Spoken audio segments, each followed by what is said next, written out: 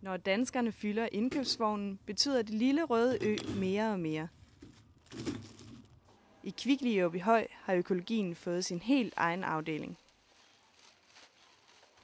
Kaffe og te, det står faktisk både ved kaffe og te ved de almindelige varianter også, og så herom, hvor det faktisk er dobbelt eksponeret for, at vi kan nå at følge med.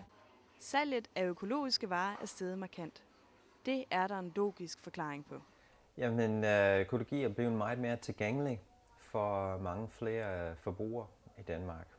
Mange af de landsdækkende kæder har taget den brede sortiment ud, og når varerne kommer på hylden, så bliver de også solgt.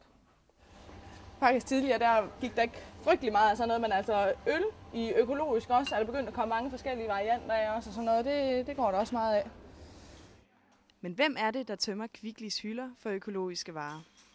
Har du nogle økologiske varer i din kurv i dag? Ja, det har jeg. Hvad har du købt? Jeg har købt kiks og sådan nogle småkager og chips og æbler. Hvordan kan det være, at du køber økologisk? Det gør jeg, fordi jeg tænker på mine børn, fortrinsvis. Også på mig selv, men mest på mine børn. Har du noget økologisk i din kurv i dag? Ja, det har jeg. Jeg har købt noget babymad. Hvordan kan det være, at du køber økologi? Jamen altså, jeg har 3 børn, så det synes jeg er vigtigt, at de får noget sundt mad. Og mig selv også, selvfølgelig. Jeg synes, det er træls, at man putter alle de der giftstoffer i maden.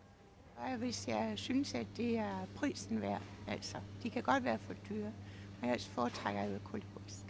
Det store udbud af økologiske varer er dog ikke ensbetydende med, at priserne vil falde.